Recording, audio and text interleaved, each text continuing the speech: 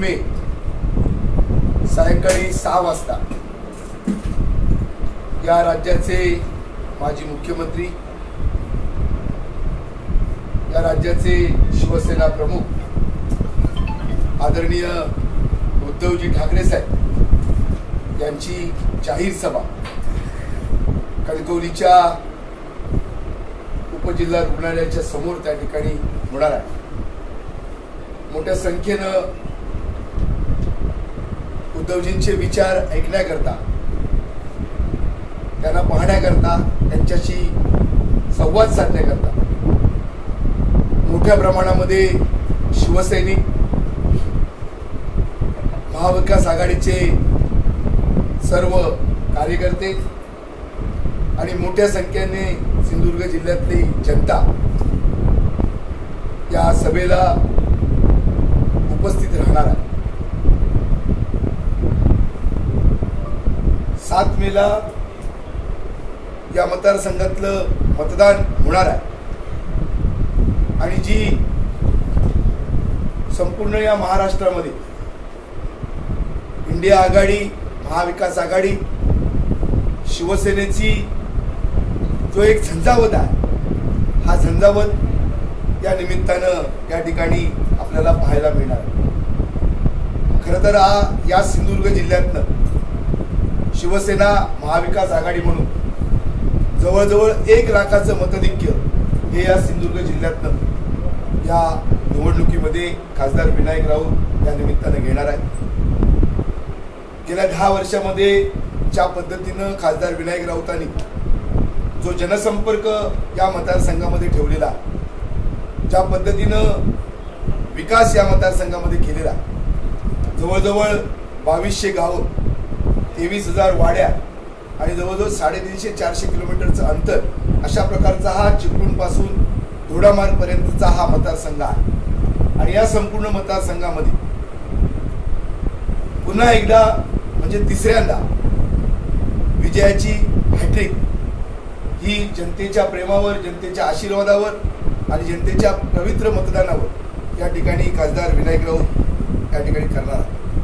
खरं तर जे विरोधी उमेदवार आहेत, नारायण राणे यांचा जनाधार हा मागेच त्या ठिकाणी संपुष्टात आलेला, कधीच त्या ठिकाणी संपलेला आणि म्हणूनच त्यावेळी त्यांना पक्ष बदल करावा लागला आणि त्यांना राज्यसभेची खासदारकी ही भारतीय जनता पार्टीने दिली।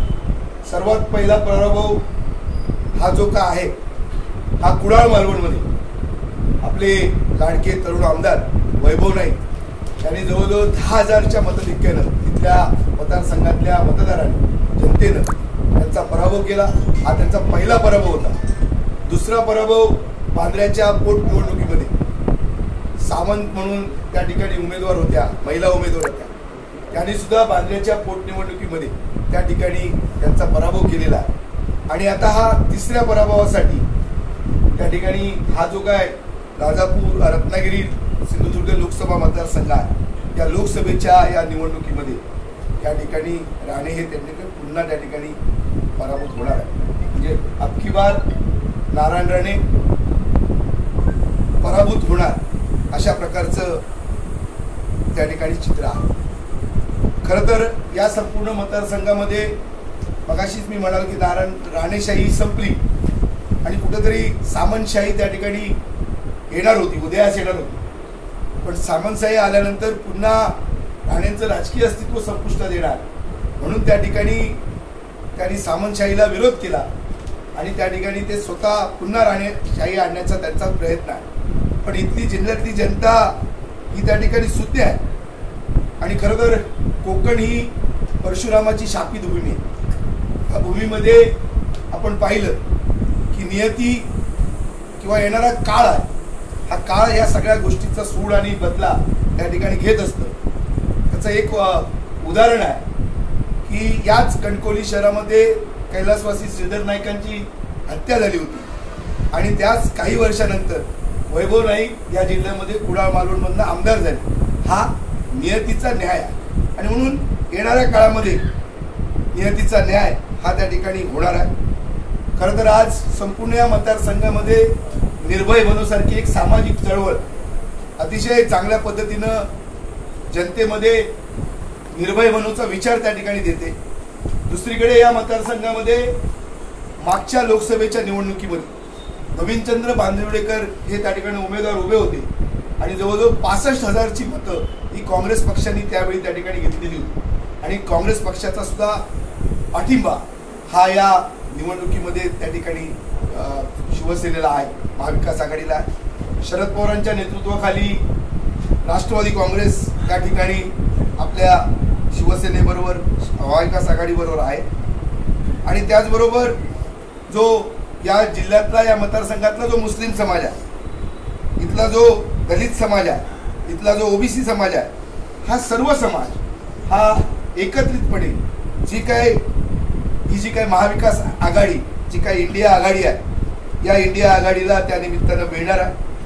खरं तर या सगळ्या गेल्या 10 वर्षातला जो मोदी शहांचा जो कारभार आहे या कारभाराच्या विरोधामध्ये जनतेमध्ये उद्रेक आहे, संताप आहे आणि कुठेतरी या उद्रेकाचा संतापाची लाट ही या निवडणुकीला 7 मेला त्या ठिकाणी येईल आणि 4 जूनला जो निकाल त्या ठिकाणी येणार आहे या देशामध्ये सरकारमध्ये त्या ठिकाणी परिवर्तन होईल, बदल होईल।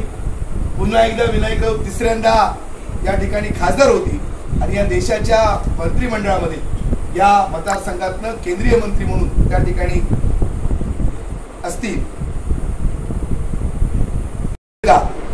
या कार्यकर्त्यांच्या झाल्या, खळा बैठका झाल्या, जिल्हा परिषद विभागनिहाय प्रत्येक मतदारसंघामध्ये खासदार साहेबांच्या या जाहीर सभा झाल्या। खरं तर मोठ्या प्रमाणामध्ये उत्स्फूर्त असा प्रतिसाद या सगळ्या सभांना या ठिकाणी मिळालेला आहे आणि जनतेमध्ये एक शिवसेनामय, एक महाविकास आघाडीमय अशा प्रकारचं वातावरण निर्माण झालेलं आहे। आपल्याला माहिती आहे की गेल्या 10 वर्षामध्ये ज्या पद्धतीनं लोकशाही धोक्यामध्ये आली, संविधान त्या ठिकाणी अडचणीमध्ये आलेलं आहे, मोठ्या प्रमाणात भारतीय जनता पार्टीच्या सगळ्या काळामध्ये मोठा भ्रष्टाचार या ठिकाणी झालेला आहे, महागाई ही फार मोठ्या प्रमाणामध्ये आहे, बेरोजगारी सुद्धा त्या तितकीच मोठ्या प्रमाणामध्ये आहे आणि म्हणून या सगळ्या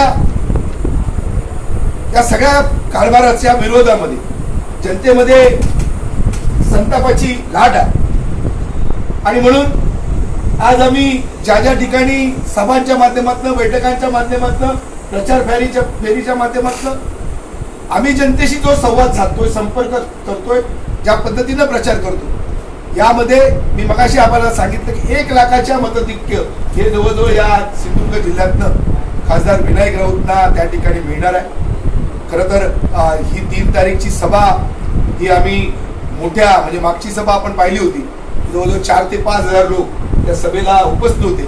ही सभा सुद्धा आम्ही मोठी सभा करण्याचा आमचा प्रयत्न आहे आणि 3 मेला संध्याकाळी या मैदानावर विराट जनसागर उद्धवजींचे विचार ऐकण्यासाठी त्या ठिकाणी येणार आहे।